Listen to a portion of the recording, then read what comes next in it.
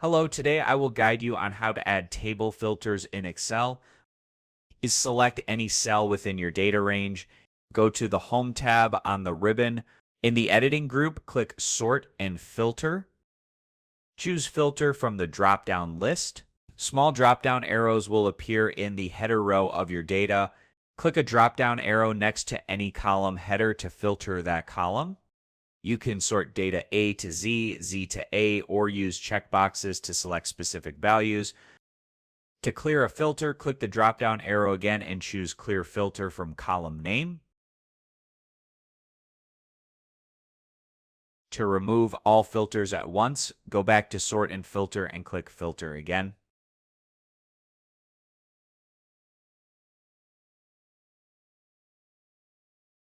Filters are useful for analyzing large datasets quickly and easily. You can combine filters across multiple columns to narrow down results. That's it. You've added and used filters to manage your Excel data effectively. Thanks for following along and see you in the next tutorial.